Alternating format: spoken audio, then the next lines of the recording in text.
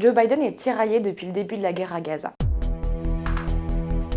Il n'y a aucun doute qu'il soutient Israël, voire même qu'il aime le pays. C'est un attachement particulièrement personnel pour lui, mais c'est aussi un sentiment qui est partagé par une majorité des Américains. De plus, une cinquantaine d'Américains sont morts le 7 octobre, et il reste encore des otages américains à Gaza actuellement. Mais l'ampleur de la réponse israélienne l'a rapidement mis dans une situation difficile. Joe Biden veut soutenir Israël, militairement, financièrement et également diplomatiquement, mais il voit aussi que la façon dont Israël mène la guerre actuellement met en péril les chances d'une paix durable dans la région. Il voit la crise humanitaire à Gaza, il voit le lourd bilan humain chez les Palestiniens, il condamne les violences des colons contre les Palestiniens de Cisjordanie, et il y a aussi des risques d'une escalade du conflit à toute la région. Depuis le 7 octobre, plusieurs proxys soutenus par l'Iran sont venus rajouter de l'huile sur le feu. On l'a vu avec des attaques notamment en Syrie, en Irak, ou encore les Houthis en mer Rouge, qui menacent actuellement le transport maritime. De plus, les troupes et les infrastructures américaines dans la région sont aussi prises pour cible. Depuis le début de l'année, il y a eu 3 soldats américains qui sont morts. Pour résumer, selon Joe Biden, aucun des pays, ni Israël, ni les pays arabes, ni les États-Unis, n'ont intérêt à rentrer dans une guerre. Surtout que les Américains se rappellent encore de l'impact de la défaite en Afghanistan. Puis il y a aussi une question d'opinion publique. Parce que les États-Unis livrent des armes à Israël et soutiennent Israël à l'ONU, forcément,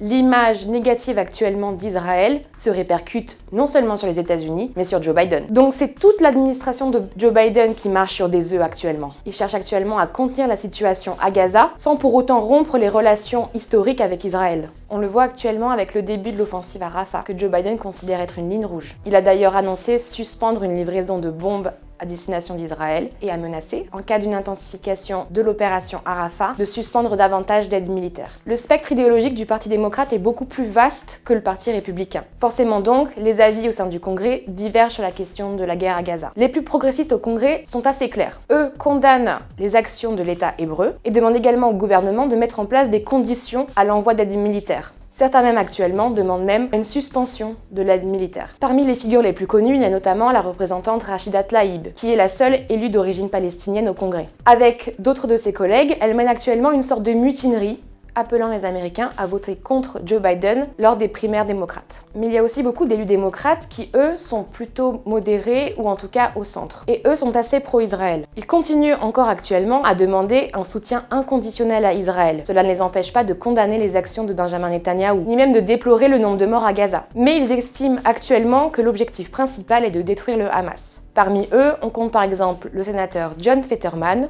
ou encore le représentant de Floride, Jared Moskowitz. Mais la tendance est quand même à continuer de soutenir Israël. Après tout, seulement 37 démocrates de la Chambre des représentants ont voté contre le paquet d'aide qui prévoyait environ 14 milliards de dollars d'aide à Israël. Les électeurs démocrates sont de plus en plus sensibles à la situation à Gaza. Les votes de contestation lors de la primaire continuent. Dans le Michigan, un État qui abrite l'une des plus grandes communautés arabo-musulmanes, Joe Biden n'a pas vraiment bonne presse. Et puis aussi, on le voit dans les campus américains, avec des jeunes de plus en plus engagés. Certains vont même jusqu'à le surnommer Genocide Joe et vont perturber plusieurs de ces événements, notamment de campagne. Certains Américains particulièrement touchés par la situation à Gaza ont déjà dit qu'ils ne voteraient pas pour Joe Biden en novembre, sans pour autant dire qu'ils voteront pour Donald Trump. Mais il est difficile de savoir à quel point ils vont tenir leur engagement. Et il est également difficile de savoir si Joe Biden pourrait perdre à cause d'eux. Ce que l'on sait, c'est que l'élection va être très serrée et que Joe Biden ne peut pas se permettre de perdre des voix, notamment dans les États clés. On voit actuellement qu'il en est conscient et il tente d'apaiser les jeunes,